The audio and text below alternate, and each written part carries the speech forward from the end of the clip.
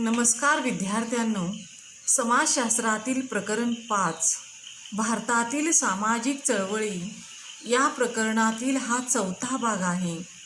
भारतातील शेतकरी चळवळ. या चित्रामध्ये तुम्ही बघताय किसान क्रांती जिंदाबाद आणि खाली लिहिलेले आहे शेतकरी चळवळ. शेतकरी म्हणजे काळ्या माईचे लेकरू, शेतकरी म्हणजे काळ्या माईचा पोशिंदा, शेतकरी म्हणजे काळ्या मातीत घाम गाळून मोती पिकवणारा हा राजा. कोरड्या पडलेल्या जमिनीला हिरवे करण्याचे काम शेतकरी करतो, बळीराजा करतो. त्या बळीराजाला सुद्धा चळवळी करायची गरज का पडली ते आपण इथे बघणार आहोत. भारतातील प्रत्येक भागामध्ये चळवळी, शेतकरी चळवळी बऱ्याचशा प्रमाणात झालेल्या आहेत आणि महाराष्ट्रामध्ये सुद्धा आपण बऱ्याचशा प्रमाणात शेतकरी चळवळी बघितलेल्या आहेत आणि नेहमी बघत असतो. आणि शेतकऱ्यांची काय व्यथा आहे ते सुद्धा आपल्याला माहीत आहे. भारत हा प्रामुख्याने कृषीप्रधान देश आहे, म्हणजे भारतामध्ये मोठ्या प्रमाणात शेतीचा व्यवसाय केला जातो. भारतीय समाजातील बहुसंख्य लोक शेतीशी संबंधित व्यवसायाशी संलग्न आहेत. या प्रवर्गातील सर्वात प्रमुख गट हा शेतकऱ्यांचा असू शकतो. शेतकरी हा भौगोलिकदृष्ट्या विखुरलेला वर्ग आहे, तरीही असंतोषाला प्रतिसाद म्हणून त्यांनी एकत्र येण्याची उदाहरणे भारतीय इतिहासात सापडतात. भारतातील शेतकरी संघर्ष खालील टप्प्यांच्या आधारे समजून घेता येईल. पहिला टप्पा आहे प्राथमिक काळातील असंतोष. 1857 ते 1921 पर्यंतचा कालावधी. कॅथलीन गफ यांनी ब्रिटिश काळाचे वर्णन करताना त्याचा भारताच्या ग्रामीण भागावर झालेला परिणाम अधोरेखित केला आहे. ब्रिटिश राजवटीच्या सुरुवातीच्या काळातील महसूल प्रणाली शोषणकारी स्वरूपाची होती. शेतकरी, शेतमजूर यांना ब्रिटिश अधिकाऱ्यांना कर देण्यासाठी सावकारांच्याकडून पैसे घ्यावे लागत होते. या टप्प्यात जमीनदारी व्यवस्था प्रचलित होती, ज्यायोगे गरीब शेतकऱ्यांच्याकडून पैसे वसूल झाले नाहीत तर जमीन मालक त्यांची जमीन हिसकावून घेऊ शकत होते.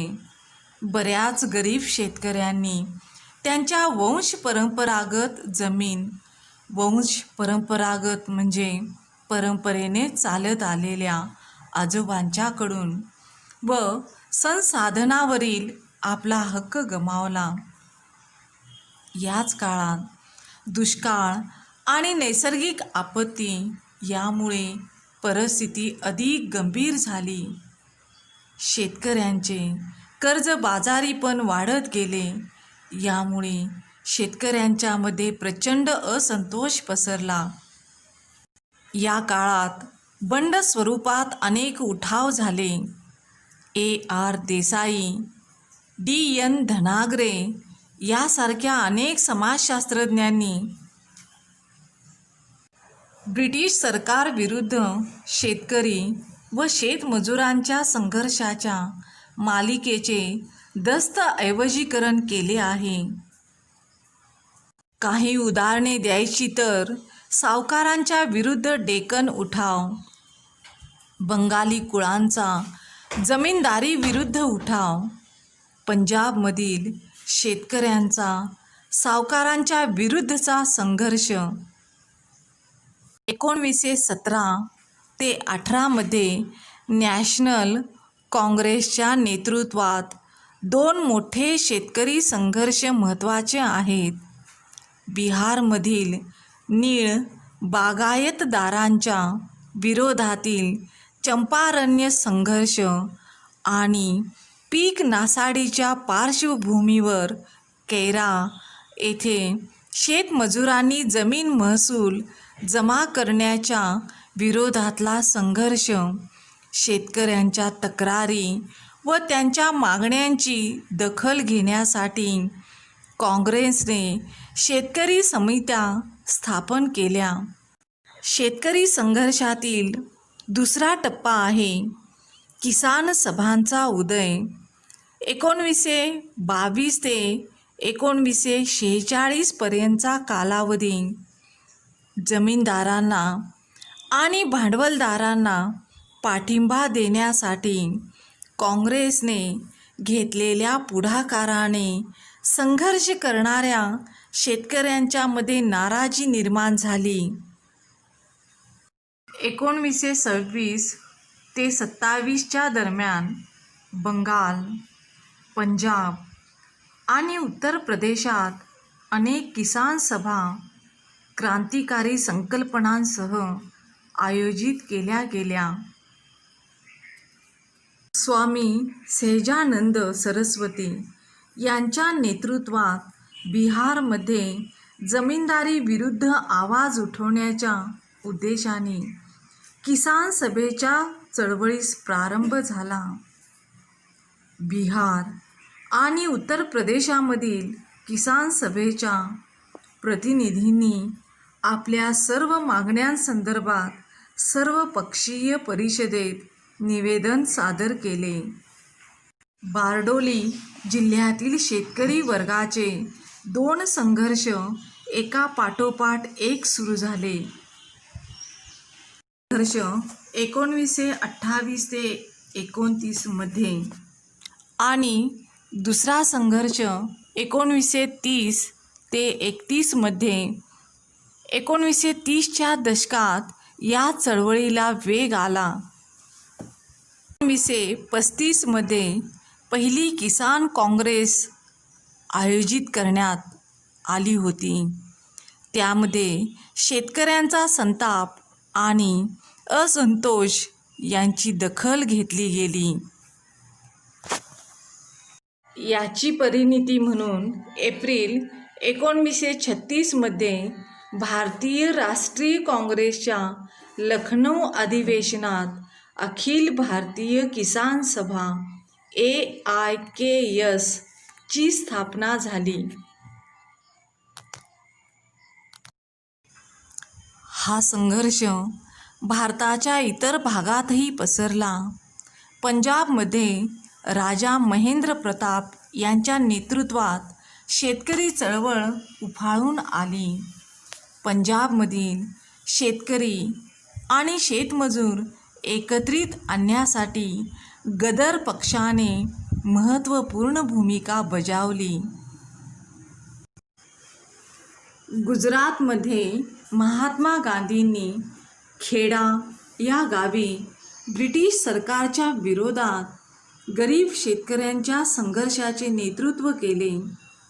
दक्षिणेकडील पट्ट्यात उदाहरणार्थ आंध्र प्रदेश वन कायद्याविरुद्ध संघर्ष सुरू झाला.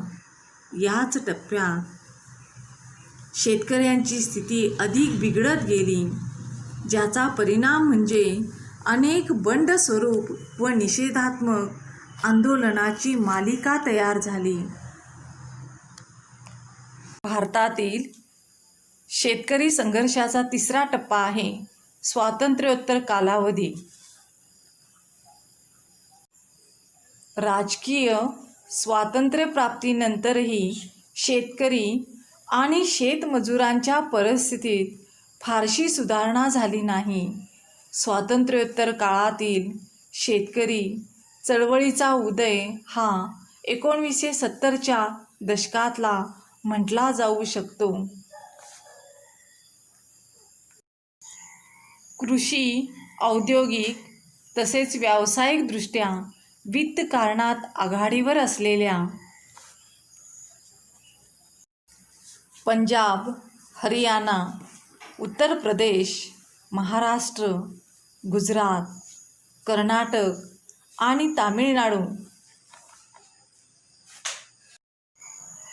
या राज्यामध्ये साहजिकच सर्वप्रथम शेतकऱ्यांच्या मधील असंतोष व्यक्त होऊ लागला. स्वातंत्र्योत्तर काळातील नव्या वैचारिक परिप्रेक्ष्याचा चळवळीवर प्रभाव पडला. 1960 आणि 70च्या दशकात या चळवळीचे स्वरूप अधिक संघटित झाले. चरण सिंग हे शेतकरी संघर्षातील एक महत्त्वाचे नाव बनले. त्यांनी टोकाचे यांत्रिकीकरण आणि औद्योगिकरणाला विरोध केला आणि शेतीत कमी भांडवलाच्या गुंतवणुकीच्या संकल्पनेचा पुरस्कार केला.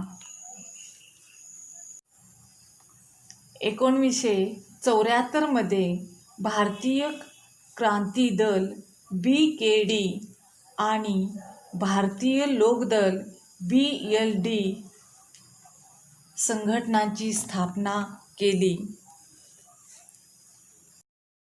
1970 पासून कोणत्याही राजकीय संघटनेचा पाठिंबा न घेता शेतकऱ्यांनी आपले गट तयार करण्यास सुरुवात केली. 1973 मध्ये नवी दिल्ली येथे शेतकऱ्यांचे अधिवेशन आयोजित करण्यात आले होते. त्यानंतर 1978 मध्ये आणखी एक अधिवेशन झाले. त्यात सरकारला 20 कलमी मागण्यांची सनद सादर केली गेली. निर्णय प्रक्रियेतील महत्त्वाच्या संस्थांवर शेतकऱ्यांचे प्रतिनिधित्व, शेती आणि उद्योग यांच्यातील असमतोल दूर करणे यासारख्या मागण्यांचा समावेश होता. याच सुमारास तामिळनाडू आणि पंजाबमध्ये सशक्त अशा शेतकरी संघटनांचा उदय झाला. महाराष्ट्रामध्ये 1980 मध्ये शरद जोशी यांच्या नेतृत्वात शेतकरी संघटना आणि MD ननजुंडास्वामी यांच्या नेतृत्वात कर्नाटक राज्य रयत संघ यांची स्थापना झाली. या संघटना म्हणजे भारतातील शेतकरी चळवळीतील मैलाचे दगड म्हणावे लागतील. औद्योगिकरणाच्या आणि जागतिकीकरणाच्या प्रक्रियामुळे शेतकऱ्यांच्या परिस्थितीत वेगाने बदल झाला आहे. हंगामी चढ-उतार, सरकारची उदासीनता आणि नागरी समूहाकडून उपेक्षा यामुळे शेतकरी पीडित राहिला. शेतीशी निगडीत विपन्न अवस्थेमुळे शेतकरी नैराश्याच्या खाईत ढकलला जात आहे. शेतकऱ्यांची आत्महत्या ही एक सामान्य बाब बनली आहे. मार्च 2018 मध्ये महाराष्ट्रातील विविध भागातील हजारो शेतकऱ्यांनी एकत्र येत आपल्या तक्रारींचा पाढा सरकारसमोर वाचण्यासाठी व आपली निराशा व्यक्त करण्यासाठी लाँग मार्च करत मुंबई येथील मंत्रालयाकडे कूच केले. शेतकऱ्यांनी बाजारपेठेची असहकार पुकारत कृषी उत्पादन रस्त्यावर फेकून दिले आणि शेतकऱ्यांचा संप ही संज्ञा प्रथमच माध्यमामध्ये वापरली गेली. शेतकऱ्यांच्या संघर्षाचा हा पूर्णपणे नवा अध्याय म्हणता येईल. विद्यार्थ्यांनो, तुम्हाला इथे कृती दिलेली आहे. कृती 4. मागील वर्षातील शेतकरी आत्महत्यांशी संबंधित वृत्तपत्रातील तसेच नियतकालिकातील लेख संकलित करा. आपल्या वर्गाच्या बुलेटिन बोर्डवर ही माहिती सादर करा. इथे आपण भारतातील शेतकरी चळवळीचा अभ्यास केला. तर पुढच्या भागात आपण भारतातील पर्यावरण चळवळीचा अभ्यास करूया. धन्यवाद.